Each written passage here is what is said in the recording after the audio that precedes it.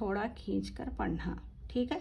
जब भी ई आए तो हम इसको ई की आवाज़ में पढ़ेंगे, ठीक है। अलिफ आए तो किससे उसकी आवाज़ कैसी होगी? आ होगी। अगर या आए तो ई आए तो ई होगी आवाज़, ठीक है। वाव आए तो ऊ होगी आवाज़, ठीक है। आज हम ई की आवाज़ को सीखेंगे। आ री, आरी।